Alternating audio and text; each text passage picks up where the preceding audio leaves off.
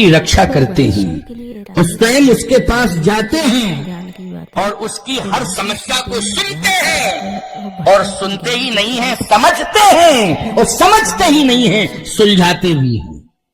ये कार्य कौन करते हैं? हनुमान जी करते हैं। इसलिए हनुमान जी से बड़ा कोई देवता नहीं है और न तुम्हारा कोई अंगरक्षक है न कोई सुरक्षक है।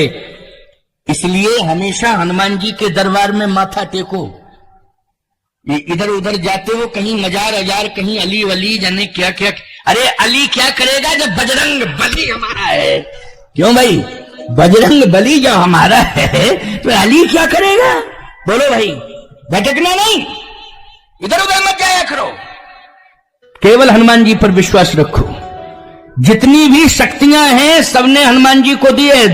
दुर्गा जी ने अपनी शक्ति दे दी है, समस्त देवताओं ने अपनी ताकत हनुमान जी को दे दी है। और सुनो भैया, भगवान राम ने तो अपना जीवन ही हनुमान जी को दे दिया है। बोलो दे दिया है कि नहीं दे दिया है? दंडो पवन कुमार खलवन पावक ज्ञान घन जास हृदय आगार बसई राम सर चाप धर।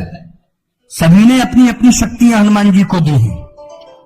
जिसके पास जो था मांगा, हनुमान जी ने किसी से नहीं मांगा, नहीं, लेकिन देते सब चले गए। लो लो लो लो लो। हनुमान जी ने कहा कि आप सब मुझे क्यों दे रहे हो?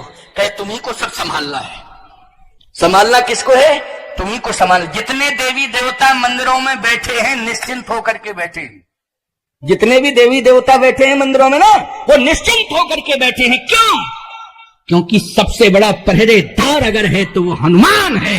हनुमान पहरेदारी कर रहा है तो चिंता करने की कोई जरूरत नहीं है। इसलिए बजरंग बली से बड़ा देवता कोई नहीं है। संपूर्ण देवताओं को विश्वास और भरोसा है बजरंग बली पर। बोलिए बजरंग बली की। आज विभीषण जी कहते हैं कि बस मुझे विश्वास हो गया। क्या? कि मैं भजन कर रहा था, कष्ट सह रहा था। और जानते हो कैसा कष्ट सहा मैंने? सुनहूं पवन सुत रहन हमारी और जिम दसनन मह जीव विचारी। जैसे 32 दांतों के बीच में जीव रहती है, कैसे रहती है, कितना कष्ट सहती है, ये जीव से ही पूछो। ऐसे ही राक्षसों के बीच में हम जीव की तरह रहे, ही विचार पूर्वक रहे हैं। बस यही सोचते रहे कि एक दिन मुझे स्वतंत्रता जरूर मिलेगी, मिलेगी स्वतंत्रता। अच्छा एक बात बताओ, जीव जब आती है तो स्वतंत्र होके आती है। तुम जब पैदा होते हो तो साथ में जीव आती है कि नहीं आती है? अच्छा बोलो, एक दांत रहते हैं उस समय, स्वतंत्र होके आती है कि नहीं आती है जीव? जल्दी बोलो। एक भी दांत नहीं। धीरे धीरे धीरे धीरे ये दांत जो है आने लगते हैं। बोलो आने लगते हैं कि नहीं आने लगते हैं? और ये दांत इतने बड़े हो जाते हैं फिर जीव को मुश्किल पड़ जाता है रहना। जरा सी असावधानी हुई हो,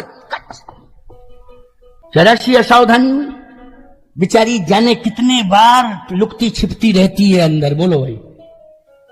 इसलिए हे हनुमान जी, मैं जीव बन करके रहा हूं राक्षसों के बीच में। ये सभी जो है दांत हैं, ये काटने वाले दांत हैं। हनुमान जी ने कहा आप चिंता मत करो, जीव का ही साम्राज्य आने वाला है। कैसे? बोले दांत जब परेशान करें तो डॉक्टर के पास जाओ और जीवई तो बोलती है डॉक्टर से कि डॉक्टर साहब ये दांत बहुत परेशान कर रहा है। डॉक्टर कहता है इधर आओ, और जीव ने कहा और डॉक्टर ने तुरंत निकाल के बाहर कर दिया। बोलो कर दिया कि नहीं कर दिया? और जितने दांतों को जीव निकलवाना चाहे उतने दांतों को जीव निकलवा सकती है। बोलो निकलवा सकती कि नहीं? एक नहीं रह सकती। सारे दांतों को निकलवा के बाहर कौन करती है? जीव करती है। लंका से सारे राक्षस निकल के बाहर हुए हैं और ऐसी जगह पर चले गए कि लौट के नहीं आए। कुछ तो मर गए, कुछ हनुमान जी ने फेंक दिया, आकाश ही में घूमते रहे, पता ही नहीं कहां चले, पता ही नहीं चला, वो लौट के ही नहीं आए। अच्छा बोलो ये कमाल किसने किया है? जल्दी बोलो। विभीषण ने किया है ये कमाल। किया कि नहीं? विभीषण क्या है? जीव है। एक एक दांत, लेकिन सही बताओ ईमानदारी से, वो दांतों को जब चाहो तब निकाल के बाहर रख दो, हम मिलेंगे, आपके माध्यम से मिलेंगे। जो रघुवीर अनुग्रह कीन्हा, तो तुम मोहि दरस हठ दीना। प्रभु ने कृपा कर दी है, अब मुझे विश्वास है राम मिलेंगे। हनुमान जी ने कहा मिलेंगे मिलेंगे मिलेंगे, तो मुझे राम से मिला दो। हनुमान जी ने कहा देखो ऐसा है, एक कमी आपके जीवन में, एक कमी मेरे जीवन में। विभीषण जी ने कहा आपके जीवन में कोई कमी नहीं, आप तो प्रभु राम को पा चुके हो ना, अब क्या कमी, जिसको राम मिल गए हैं उसको क्या कमी। हनुमान जी बोले यही कमी है कि सीता माता नहीं मिली। प्रभु राम तो मिल गए लेकिन सीता माता कहां मिली, अभी तक नहीं मिली, तो कमी ही है ये। और आपको सीता माता मिल गई लेकिन प्रभु राम नहीं मिले। विभीषण जी बोले हाँ ये कमी तो है। हनुमान जी बोले आप मुझे माता जी से मिला दो, हम आपको पिताजी से मिला। क्यों भाई, लेकिन आप मुझे माता जी से मिला दो, बिना आपके प्रयास के माता जी मुझे मिलने वाली नहीं है, और ये पक्की बात है कि मैं आपको प्रभु से मिला दूंगा। विभीषण जी ने कहा लेकिन एक मुश्किल की बात है, आप प्रभु राम से मुझे मिला सकते हैं, उसमें सरलता होगी, लेकिन मैं आपको जानकी मां तक पहुंचा दूं, इसमें बहुत बड़ी कठिनाई है। अच्छा कठिनाई क्या है, तुम तो पता बता दो, कठिनाई वठिनाई की चिंता मत करो, पता तो बताओ कठिनाई वठिनाई क्या है, सारी कठिनाइयां दूर हो जाएंगी, पता बताओ। विभीषण जी ने कहा बात यह है, पता तो सामान्य पता है, सामने अशोक वाटिका है, उसी में रहती है, वो कोई बड़ी बात थोड़ी है, सामने ही तो अशोक वाटिका है, बस वहीं बैठी है, वृक्ष के नीचे बैठी, यही पता है। लेकिन कठिनाई यह है कि उस वाटिका में कोई प्रवेश नहीं कर सकता है। हनुमान जी ने कहा कोई नहीं कर सकता है प्रवेश, कहा उसमें केवल राक्षसियां प्रवेश कर सकती हैं, इसलिए मैंने अपनी बेटी त्रिजटा को सीता जी की सेवा में लगाया है कि हे बेटी जा, तू जानकी मैया की सेवा करना, उनको किसी प्रकार का कष्ट ना हो। तो मेरी जो पुत्री है त्रिजटा, त्रिजटा नाम राक्षसी एका, रामचरण रति निपुण विवेका, उसको मैंने सेवा में लगाया है, वो सेवा कर रही है, मैं भी नहीं जा पाता हूं। रावण ने एक संविधान बनाया है कि महिलाएं प्रवेश करेंगी, राक्षसियां। हनुमान जी ने कहा एक बात बताओ, आखिर कोई पुरुष प्रवेश करता है, कहा पुरुषों में केवल रावण जाता है, उसने बनाया संविधान लेकिन वो नहीं मानता है, वो तो राजा है, वो जाता, बाकी महिलाएं ही, राक्षसियां। हनुमान जी ने कहा इसका मतलब है कि संविधान बनाने वाला स्वयं संविधान का पालन नहीं कर रहा है। बोलो भाई ये सबसे खतरनाक बात है कि नहीं, दूसरों पर विधान संविधान लागू करता है और अपने आप में उस पर चलता नहीं है, उसको मानता नहीं है। हनुमान जी ने कहा यही मनमुखीपन है। और सुनो विभीषण जी महाराज, मैं जाऊंगा, निश्चित रूप से जाऊंगा, कोई मुझे रोक नहीं सकता है। विभीषण जी ने कहा कि इसका मतलब है कि युद्ध होगा, नहीं मानोगे तो क्या होगा, युद्ध होगा। हनुमान जी ने कहा ऐसा है कि मेरा जो वास्तविक स्वरूप है वो ये है, क्या राक्षसियों का प्रवेश है, राक्षसों का नहीं है, मनुष्यों का नहीं है प्रवेश, लेकिन बंदरों का है कि नहीं ये बताओ। विभीषण जी बोले बंदर को तो कोई रोक ही नहीं सकता है। हनुमान जी महाराज उसी समय बानराणाम धीशम रघुपति प्रिय भक्तम बात जातम नमामि, बानराकार शरीर में प्रकट हो गए। विभीषण जी ने कहा ये आपका स्वरूप है। हनुमान जी बोले यही तो है, बंदर के लिए कोई रोक टोक। विभीषण जी बोले बंदर के लिए कोई रोक टोक नहीं। अच्छा एक बात बताओ, यहां बंदर आ जाए तो बंदर को भगाओगे कि तुम भगोगे, पहले ये बताओ। कोई जानवर आ जाए तो तुम स्वयं भगाओगे उसको, क्यों भाई, कोई भी जानवर आ जाए, कुत्ता बिल्ली या कोई हिंसक मारने वाला भी जानवर आ जाए तो बोलो 10-20 लोग मिलकर के लाठियों से मार मार के भगा दोगे उसको कि नहीं भगा दोगे, जल्दी बोलो। लेकिन बंदर आ जाए तो भागोगे, हम ही भागेंगे, तुम क्या भागोगे, हम ही भागेंगे। बंदरों की बड़ी खतरनाक स्थिति है, याद रखना। हम साधुओं की लंगोटियां सुरक्षित नहीं है चित्रकूट में बंदरों के कारण। बाहर डाल दो लंगोटियों का पता ही नहीं चलता है, कहां लगे फाड़ फूड़ के निपटा देते हैं। बोलो है कि नहीं। जानकी मैया के लिए सबसे बड़ी मुसीबत है। हनुमान जी ने कहा वो कैसे? विभीषण जी ने कहा मैंने सुना है। क्या सुना है? जानकी मैया ने पहली बार बंदर का फोटो देखा था जब मिथिला से आई थी अयोध्या, तो पहली बार राजमहल में बंदर का फोटो, बंदर नहीं थे अयोध्या में, ये बंदर तो लंका से ही गए। ये बानर जितने मिले थे वन में भगवान राम को युद्ध के बाद, ये सभी बानर कहां गए? लंका युद्ध जीतने के बाद ये कहां गए? सब अयोध्या गए पुष्पक विमान में बैठ के। लेकिन इसके पहले अयोध्या में कोई बंदर नहीं था, केवल एक बंदर का फोटो था। तो उस समय सीता जी को रोका गया। सिया बन बसही, सिए बन बसही तात कहीं भांति, और चित्र लिखित कपि देख डराती। बंदर का फोटो देखा तो बेहोश हो गई। अरे फोटो देख करके, चित्र देख करके बेहोश हो गई थी जानकी जी। और आप तो चित्र नहीं विचित्र हो, विचित्र हो। जानकी मैया देखेंगी तो वैसे भी परेशान हैं, आंखों में आंसू हैं, रो रही हैं जब से आई हैं, और आपको देखेंगी तो चित्र देख करके बेहोश हो जाती हैं, डर जाती हैं। आप तो विचित्र बानर हो, आप जाओगे क्या कंडीशन होगी? हनुमान जी ने कहा यह तो समस्या है, अब क्या होना चाहिए? विभीषण जी ने कहा कि मेरी बात मानो। हाँ जरूर मानूंगा, जो मैं कहूं उसके अनुसार ही चलना, वैसे ही मानना। हाँ वैसे ही मानूंगा। युक्ति विभीषण सकल सुनाई, युक्ति, युक्ति क्या बताई? आप भले ही बंदर बनना और बंदर बन के ही प्रवेश करना, लेकिन जिस वृक्ष के नीचे सीता माता बैठी है उसी वृक्ष की डाली पर बैठ जाना। हनुमान जी बोले बैठने से क्या फायदा, आखिर सामने तो जाना पड़ेगा। विभीषण जी ने कहा सुनो तो पहले हमारी पूरी बात सुन लो, एक एक बात सुनना और बहुत भाव से सुनना, बड़ा आनंद आएगा। भले ही जो है 5 बजने वाले, बज जाने दो 5 बज गए तो क्या बज गया, कोई मुसीबत आ गई? अच्छा बोलो मौसम कैसा है, जल्दी बोलो। साफ है, कोई खतरा तो नहीं है? ले बस, तो फिर क्या दिक्कत की बात है? 5 बज जाने दो, 5 तो बजने ही वाले हैं। मौसम में इतनी उपस्थिति, सदा बरसती रहे कृपा। देखो एक बात बताएं आपको, के साथ में तुमने दिया, अच्छा आटा भाटा दाल चावल किसने दिया? चित्रकूट का तुम भक्तों के सहयोग से चलेगा? बोलो भाई, तो दे ही रहे हो कि नहीं दे रहे हो? और बाद में जाऊंगा तो दक्षिणा दोगे? मैं क्या दे सकता हूं? मैं आशीर्वाद दे सकता हूं, खुल के आशीर्वाद दे सकता हूं, तुम्हारा कल्याण हो। मैं आऊंगा तब मिलेगा, लेकिन जहां मैं रहूंगा वहीं से रोज आशीर्वाद देता रहूंगा। भले ही मैं यहां आकर के न दे पाऊं, जहां रहूंगा वहीं से आशीर्वाद दूं।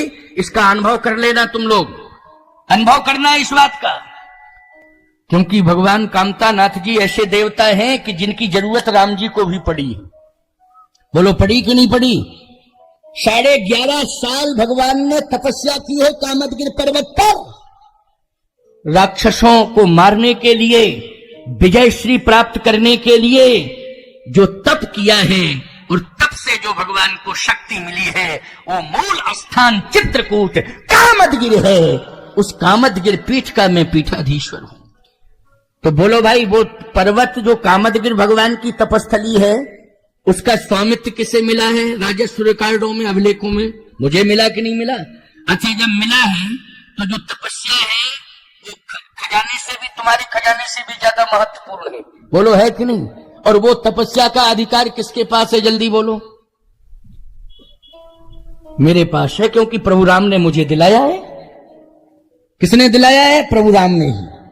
त्रेता में श्री राम को कामदगिर भगवान ने सब कुछ दिया है, और कलयुग में राम स्वरूपाचार्य को कामदानाथ ने स्वीकार किया है।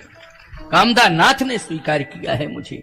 सुप्रीम कोर्ट से अधिकार लेकर के आया हूं मैं, सुप्रीम कोर्ट से, सेशन कोर्ट से लेकर के, लोअर कोर्ट, सेशन कोर्ट से लेकर के सुप्रीम कोर्ट तक मैटर मुकदमा चला है कामदगिर का। वहां से सुप्रीम कोर्ट से पावर मिला तो बोलो किसने दिलवाया? कामता नाथ जी ने ही दिलवाया। राम मंदिर का फैसला ईमानदारी से बताओ, जजों ने नहीं किया है, भगवान राम ने स्वयं फैसला किया है। याद रखना, जजों के मन मस्तिष्क में, उनकी कलम में बैठ गए, उनकी हाथ में बैठ गए। बोलो हाथ में बैठ गए तो फैसला जैसा लिखवाया वैसा ही लिख दिया कि नहीं लिख दिया? ठीक इसी प्रकार से शरीर के साथ भी कामदगिरि भगवान ने ही फैसला दिलवाया। तो मुझे तो प्रभाव से नहीं बिठाला गया है, बल्कि कामदा नाथ की कृपा से बिठाला गया है, उनकी कृपा ने ही। तो बोलो वो तपस्या का खजाना का अधिकार किसके पास है ना? कामदगिरि राम की तपस्थली है, जन्मस्थली अयोध्या है। जन्म तो व्यक्ति का कहीं भी हो जाता है और प्रारब्धानुसार जन्म होता है, लेकिन सही बताओ, व्यक्ति जब अपनी कर्म भूमि तपोभूमि तैयार करता है तो विवेक से डिसीजन लेता है कि मुझे कहां रहना चाहिए, मुझे कहां रहना चाहिए और मेरा कहां पर यश, कीर्ति और जीवन, जिंदगी सुरक्षित कैसे रह सकती, सम्मान कहां पर मुझे प्राप्त हो सकता है, विस्तार मेरे व्यक्तित्व का कहां से हो सकता है। बोलो उसी भूमि का चयन करता है व्यक्ति कि नहीं करता है? किससे करता है? विवेक से करता है। तो भगवान श्री राम को अखिल ब्रह्मांड नायक किसने बनाया है? चित्रकूट ने बनाया है। तपस्या के द्वारा राम विश्व वंदनीय राम हो गए, आत्मा राम हो गए, गिरवासी वनवासियों के बीच में रह करके, और आप जन जन के राम हो गए, सभी के राम हो गए ना। तो जो संत बन जाते हैं अयोध्या में, वो तपस्या करने कहां आते हैं? चित्रकूट आते हैं, और फिर वो 1 वर्ष तक राम नाम अखंड जप करते हैं चित्रकूट में, तब वापस अयोध्या जाते हैं। तो बोलो आज भी अयोध्या के संतों की मान्यता है। तो ऐसे तीर्थ से जब कामदा नाथ भगवान ने मुझे तुम्हारे यहां तक भेज दिया है, तो निश्चित रूप से हम कामता नाथ जी के खजाने से जो कृपा लाया हूं उसको बांटने में कोई कोताही नहीं करूंगा।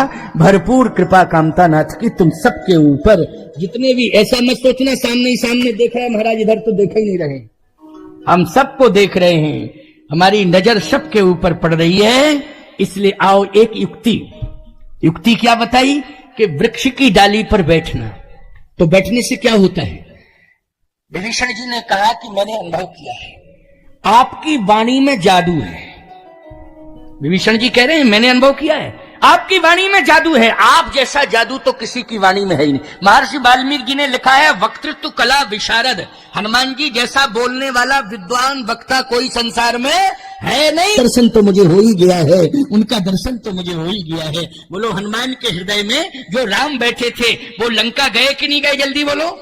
यही कही ना सबल कहूं माथा और चले हरस ही धर रघु नाथा। तो विभीषण जी ने कहा राम भी मिल गए, बस अंतर इतना है कि हनुमान के हृदय में रहने वाले राम का दर्शन मुझे हो गया है, लेकिन आपकी वाणी में बहुत जादू है।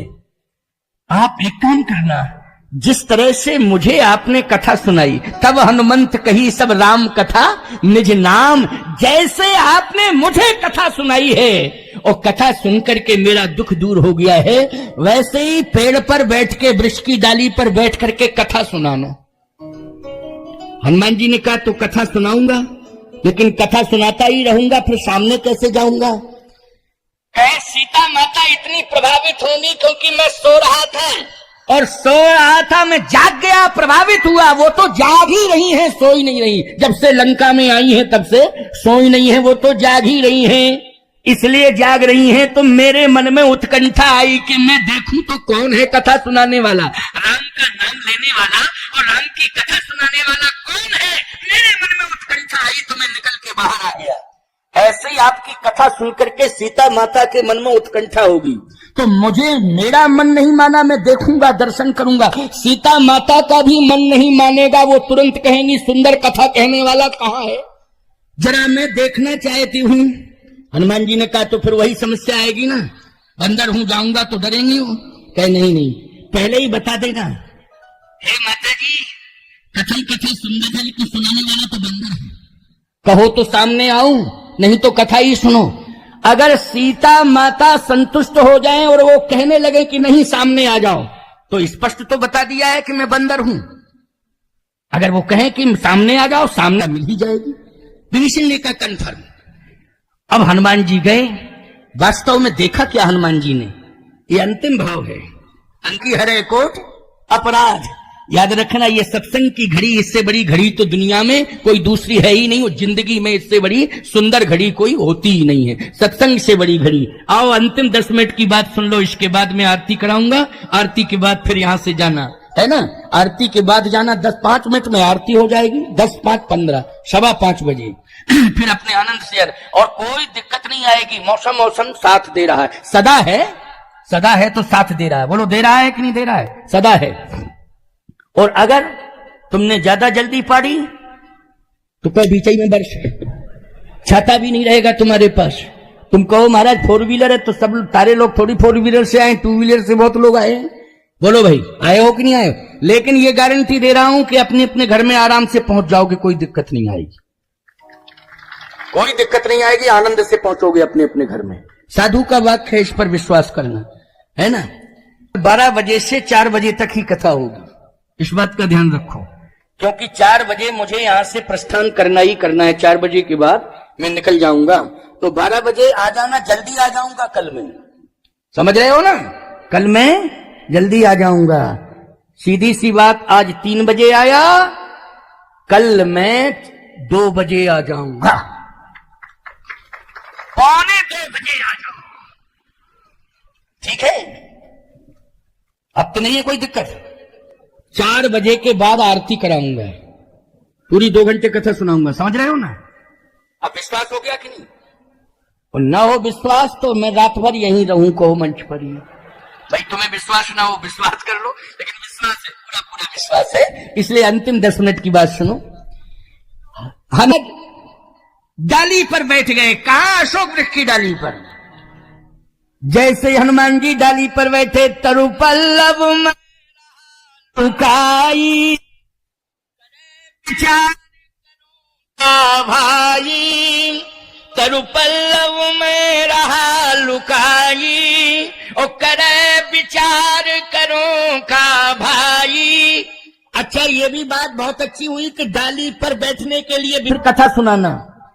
अगर डाली वाला सुझाव विभीषण जी न देते और नीचे कहीं अगल बगल में हनुमान जी या गेटई के पास खड़े होकर कथा सुनाते, तो बोलो रावण आ रहा था कि नहीं आ रहा था? जल्दी बोल। रावण आ रहा था, और रावण आता और हनुमान जी गेट के पास ही मिल जाते, और बोलो टकराव होता कि नहीं होता? को क्रोध आ जाता तो ऐसा मुक्का मार देते रावण के कि ब्रेन हेमरेज हो जाता उसको, और ब्रेन हेमरेज हो जाता तो मरता भले ही नहीं, लेकिन कोमा में चला जाता, तब भी तो गड़बड़ था। बोलो भाई, अगर ब्रेन हेमरेज होता और मरता ना, लेकिन कोमा में चला जाता, कोमा वाला व्यक्ति मरे हुए इंसान से भी ज्यादा खतरनाक होता है, उसकी जिंदगी बिल्कुल बेकार होती। लेकिन देखो कितना अच्छा सुझाव विभीषण जी का कि डाली पर बैठ करके कथा सुनाना। तो तरु पल्लव में रहा लुकाई, ओ करे विचार करूं का भाई, कहीं अवसर रावण आ गया उसी समय। बोलो, विभीषण जी की युक्ति बहुत काम कर गई कि नहीं कर गई? बोलो भाई, एक बचाव हो गया कि नहीं हो गया? और रावण के अंदर कितने प्रकार के दोष हैं वो हनुमान जी को पता लग गए। अभी तो एक ही कमी नजर आ रही थी कि शराब पी के सो रहा है।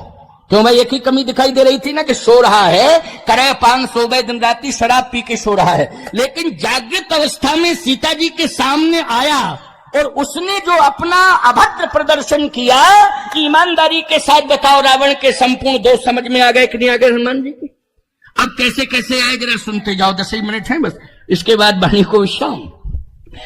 तरु पल्लव में रहा लुकाई, ओ करे विचार करूं का भाई, और तही अवसर रावण तही आवा, संग नारी बहु किए बनावा, बहु विधि खल सीते समझावा, साम दाम भय भेद दिखावा, साम दाम भय भेद, साम दाम दंड और भेद। बोलो, ये 4 ही नीतियां हैं कि नहीं? इन 4 नीतियों का रावण ने दुरुपयोग किया। और याद रखना, अगर आपके पास बहुत बड़ा प्रभाव है और भगवान ने आपको प्रभाव दिया है, प्रभावशाली बनाया है, तो निश्चित रूप से साम दाम दंड भेद 4 प्रकार की नीतियां दी हैं, लेकिन सुधर जाओ, संभल जाओ। इन नीतियों का दुरुपयोग मत करना, प्रभाव का दुरुपयोग मत करना, हमेशा सदुपयोग करना। जीवन में अगर सदुपयोग करोगे तो राम बन जाओगे, राम की तरह सम्मान मिलेगा, और यदि दुरुपयोग करोगे तो रावण की तरह मारे जाओगे। बोलो भाई, यदि साम दाम दंड भेद इन 4 नीतियों का सदुपयोग करोगे तो राम की तरह सम्मान मिलेगा, और यदि तुमने 4 नीतियों का दुरुपयोग किया तो रावण की तरह मारे जाओगे। रहा न को कुल रोवन हारा, ये कंडीशन हो जाएगी।